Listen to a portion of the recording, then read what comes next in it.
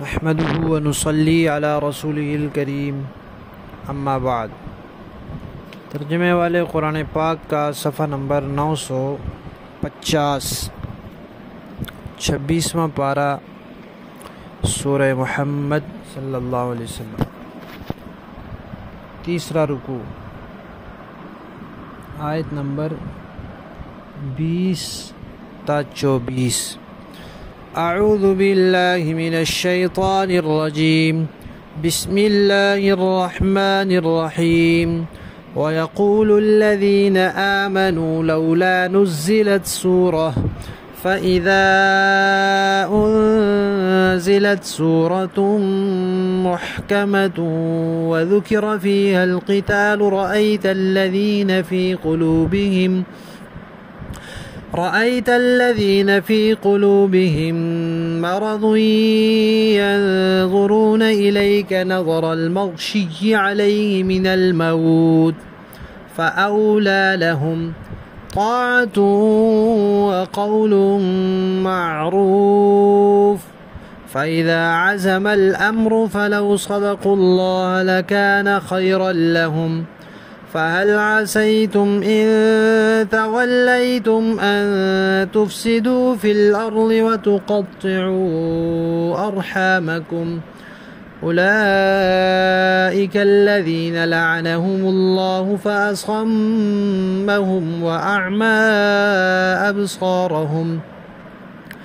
أفلا يتدبرون القرآن أم على قلوب أقفالها۔ صدق اللہ العظیم۔ سورت کے آغاز میں اس بات کا تذکرہ آیا تھا کہ اس سورت کے 2 حصے ہیں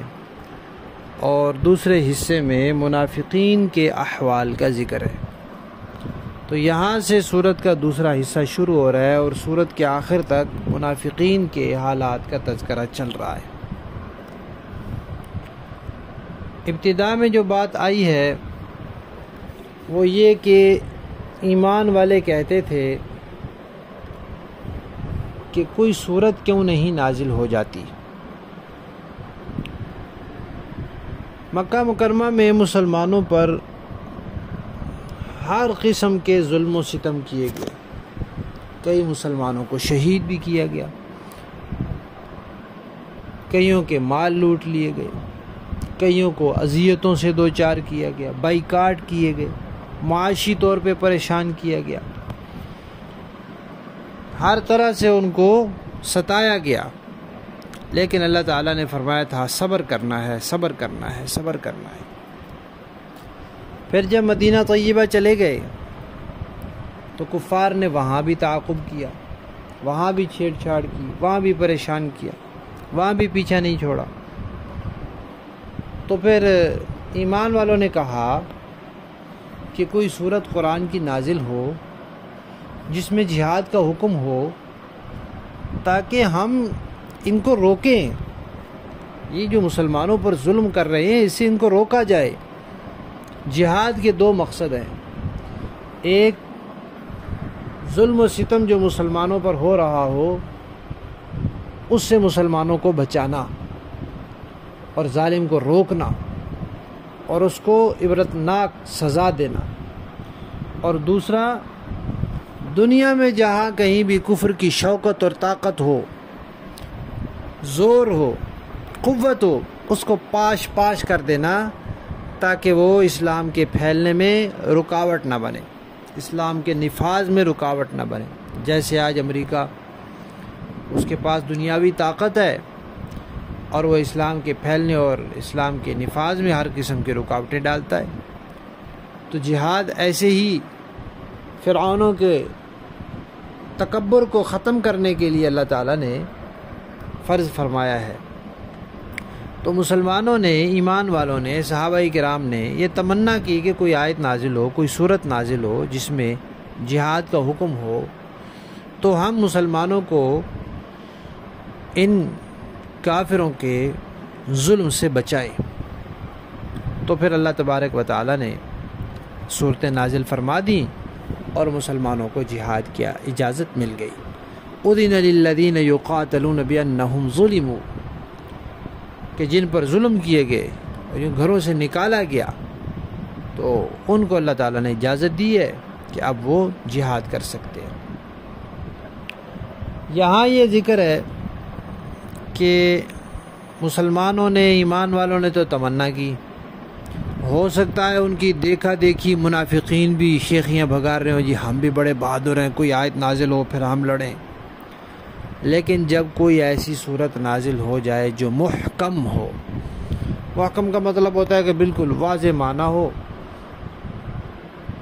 کوئی اس میں ابہام نہ ہو، کوئی دوسرا پہلو نہ ہو، اور وہ منسوخ بھی نہ ہو، حکم دے کر واپس نہ لے لیا جائے، جیسے 50 نمازوں کا حکم دیا تھا پھر واپس لے لیا، 5 کا باقی رہ گیا۔ تو کوئی ایسی صورت نازل ہو جائے جس میں جہاد کا حکم ہو، تو پھر اللہ تعالیٰ فرماتے ہیں کہ آپ دیکھیں گے منافقین کو کہ وہ آپ کو ایسے دیکھ رہے ہوں گے جیسے کسی کے اوپر بیہوشی طاری ہو رہی ہے اور مرنے والا ہو گیا، خوف سے کہ یہ کیا ہو گیا، ہم تو ویسے ہی کہہ رہے تھے، یہ واقعی جہاد کا حکم آ گیا، اب ہمیں جہاد کو نکلنا پڑے گا، نہیں نکلیں گے تو ہمارے نفاق کا بھانڈا پھوٹ جائے گا۔ اب وہ پریشان، تو جیسے موت کے وقت انسان کی آنکھیں بے نور ہو جاتی ہیں، سخت ڈر اور خوف کے وقت بھی اس کی آنکھوں سے وہ نور نکل جاتا ہے یا بہت مدھم پڑ جاتا ہے، تو ایسے لگتا ہے جیسے مرنے والا دیکھ رہا ہو، ایسے وہ بھی دیکھ رہا ہوتا ہے۔ تو اس لیے اللہ تعالیٰ نے فرمایا کہ جن کے دلوں میں نفاق کا مرض ہے، جہاد کا حکم سن کے وہ ایسے آنکھ دیکھیں گے جیسے کوئی مرنے والا دیکھ رہا ہوتا ہے، پھٹی پھٹی آنکھوں سے دیکھیں گے۔ تو ایسے لوگوں کے لیے تباہی ہے، ہلاکت ہے، بربادی ہے۔ نماز بھی اللہ کا حکم ہے، جہاد بھی اللہ کا حکم ہے۔ پھر فرمایا کہ باتیں تو بڑی بڑی کرتے ہیں کہ جی ہم بڑے اطاعت گزار ہیں، ہم بڑے فرما بردار ہیں، بڑی بڑی باتیں، لیکن جب جہاد کا حکم پکا ہو جاتا ہے پھر نکلتے نہیں جہاد کے لیے۔ حالانکہ اگر یہ اپنی باتوں میں سچے اتریں اور ایمان قبول کر کے انہوں نے جو اللہ تعالیٰ سے اطاعت کا اور عبادت کا وعدہ کیا ہے وہ پورا کریں تو ان کے حق میں بہت بہتر ہے۔ پھر اللہ تعالیٰ نے فرمایا کہ دیکھو جہاد ہے دنیا کے نظام کو بہتر بنانے کے لیے، امن کے لیے، عافیت کے لیے، خیر کے لیے۔ جب تم جہاد سے منہ موڑ لو گے پھر دنیا میں فساد ہوگا، خون خرابہ ہوگا، جیسے آج ہو رہا ہے۔ زوراور کمزور کو پیس کے رکھ دے گا، کفار مسلمانوں کو ظلم و ستم کا نشانہ بنائیں گے، اور وہ اس میں پھر رشتوں کی پرواہ نہیں کریں گے، قطع رحمی ہوگی، زمین میں فساد ہو جائے گا۔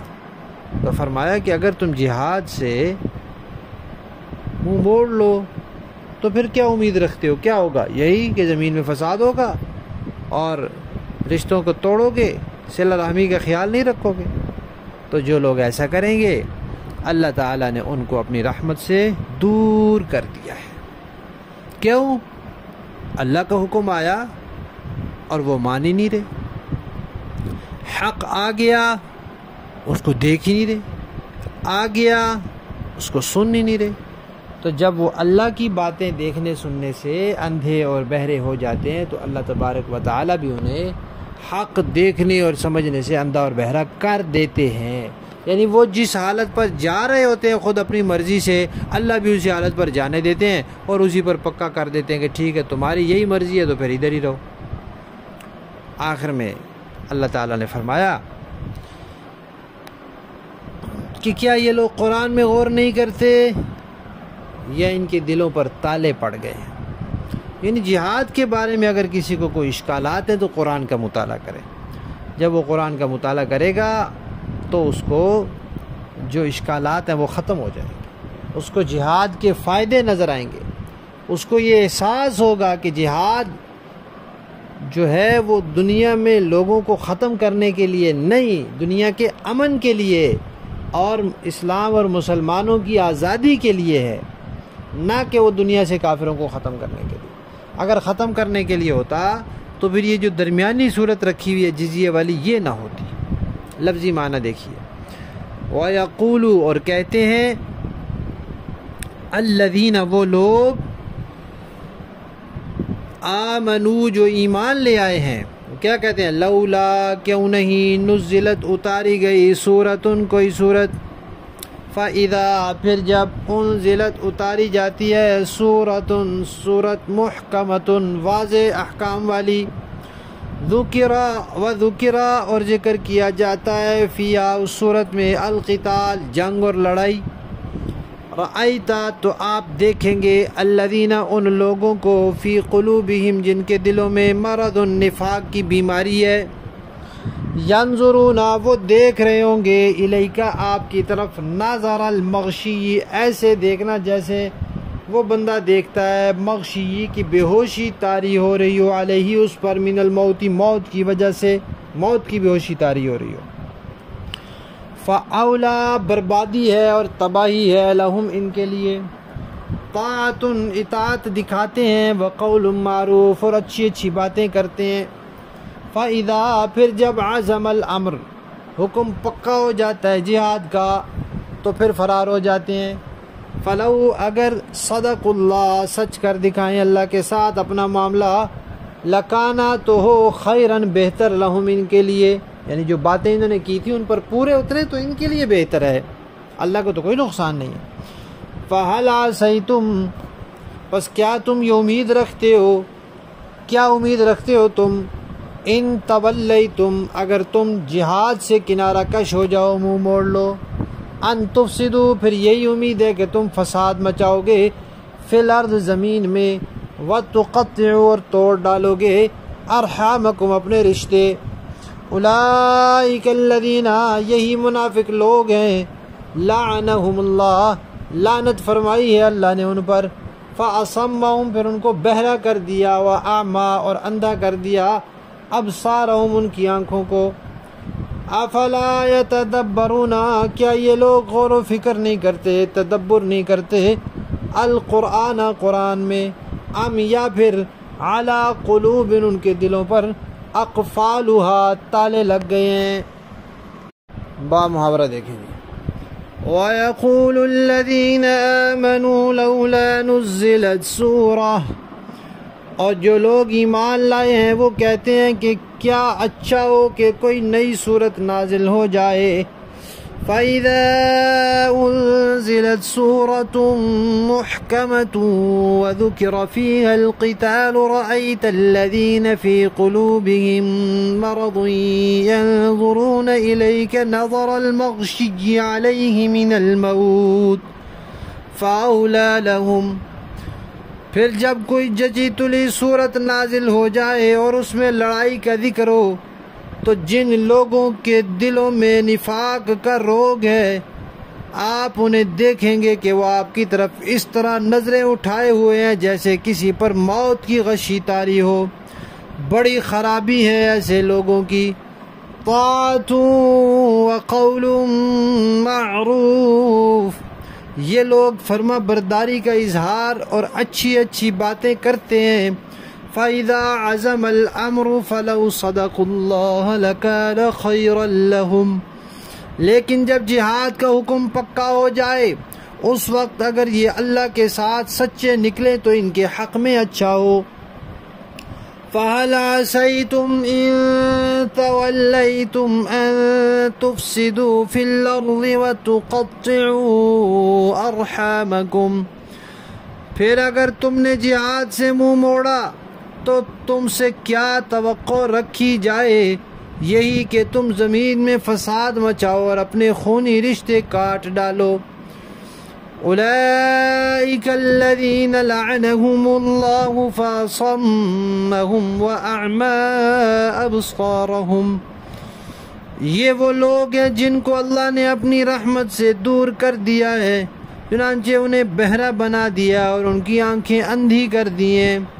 افلا یتدبرون القرآن ام علی قلوب اقفالها بھلا کیا یہ لوگ قرآن پر غور نہیں کرتے یا دلوں پر وہ تالے پڑے ہوئے ہیں جو دلوں پر پڑا کرتے ہیں،